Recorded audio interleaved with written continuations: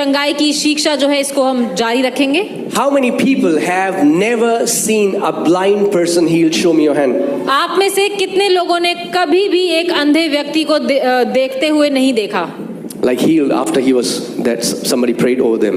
कि मतलब आपने देखा हो कि किसी अंधे व्यक्ति के लिए प्रार्थना की गई हो और फिर वो चंगा हो गया हो। How many of you have seen a deaf person healed? कितनों ने देखा कि किसी बहरे के लिए प्रार्थना की गई हो और वो चंगा हो गया हो? Okay. Now, all the people who have never seen a miracle in front of their eyes, lift up your hands. ऐसे कौन से लोग हैं जिन्होंने कभी कोई चमत्कार अपनी आंखों के आगे ना देखा हो? वो अपना हाथ खड़ा करें। Okay, hands down. How many people have prayed for a blind person? Lift up your hands. आप में से कितने लोगों ने अंधे लोगों के लिए प्रार्थना करी है? अपना हाथ खड़ा करें। How many people have prayed for a deaf person? Raise up. आप में से कितने लोगों ने बहरों के लिए प्रार्थना की है? हाथ खड़ा करें। How many people have prayed for a cancer patient? Lift up. Cancer के पेशेंट के लिए कितने लोगों ने प्रार्थना करी है? Okay. What I want to say is, मैं ये कहना चाहता हूँ that so many people have this complaint. Why it was so alive and vibrant in the times of Acts of the Apostles? Why not today?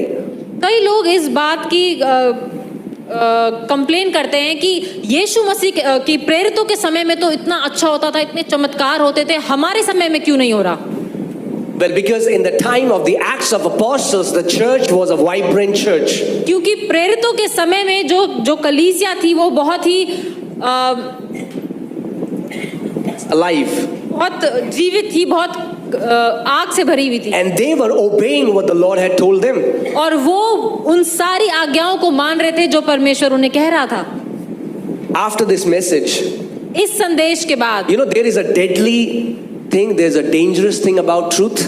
आप जानते हैं सच के बारे में एक खतरनाक बात है। Do you know what is that dangerous thing? आप जानते हैं क्या है वो बात? Once you know the truth, you're accountable to it.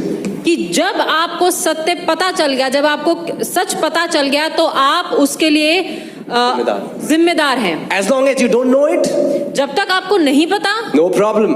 कोई दिक्कत नहीं। But once you know it, लेकिन जब आपको सच पता है, then you're accountable for it. तो आप उसके लिए जिम्मेदार हैं। So after this message, तो इस संदेश के बाद you will be accountable for what you're hearing. तो आप जो सुन रहे हैं, जो सच आप सुनने वाले हैं, उसके लिए आप जिम्मेदार हैं। But also after this message, लेकिन इस संदेश के बाद the people who have never seen signs, wonders and miracles will start walking in signs, wonders and miracles. जिन्होंने कभी भी चिन्ह चमत्कार नहीं देखे तो वो इस संदेश के बाद चिन्ह चमत्कारों में चलने लगेंगे। Amen?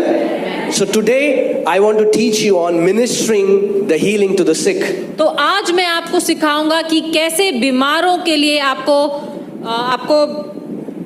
प्रार्थना करनी। You know, there is this misconception. You know, people think I am not anointed like Benny Hinn. I'm not anointed like these famous preachers. What can I do?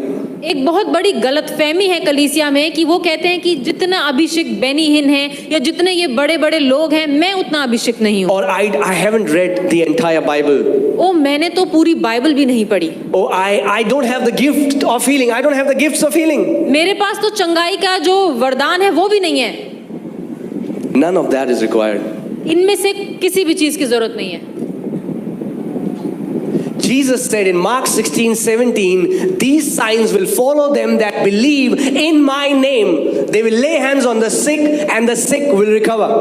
मरकुस 16:17 में यीशु मसीह ने कहा कि ये वो चिन्ह हैं जो हर एक विश्वासी के पीछे पीछे चलेंगे कि वो मेरे नाम से वो बीमारों पर हाथ रखेंगे और वो चंगे हो जाएंगे। Amen. So now hear carefully. Obtaining a breakthrough or a miracle in the kingdom.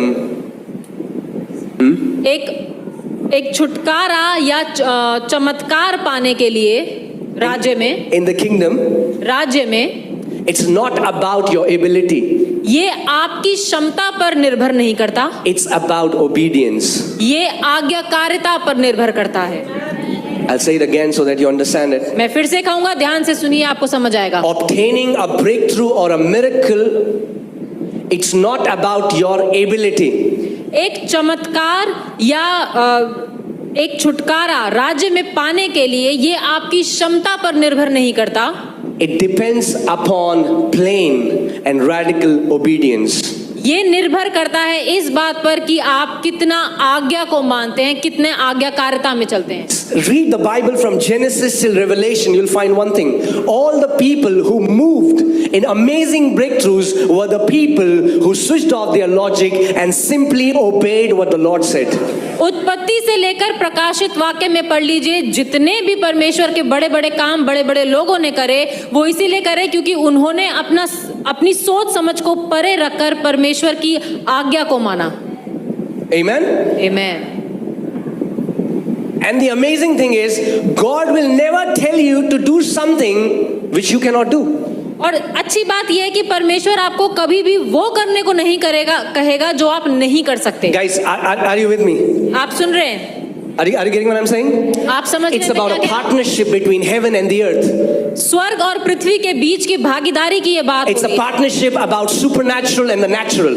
अलौकिक और नेचुरल में जो भागीदारी है उसकी बात हो रही है। God tells you to do something natural and He does the supernatural. परमेश्वर आपको कुछ स्वाभाविक करने को बोल रहा है और उसमें परमेश्वर अपना अलौकिक और दैव्य करेगा। Are you getting what I'm saying? आप समझ God में क्या told है? Noah to build an ark, but it was God who flooded the earth. परमेश्वर ने नूह को कहा कि तू उस नाव को बना, लेकिन परमेश्वर ने वो बाढ़ को लेकर के आया। It was not Noah's responsibility to bring the flood. It was Noah's responsibility to build the ark. नूह की ये जिम्मेदारी नहीं थी कि वो बाढ़ को लेकर आए, लेकिन उसका काम था कि वो नाव को तैयार करे। But when Noah obeyed and he built the ark, God did what God had to do. When you do what God tells you to do, God will do what He says He will do.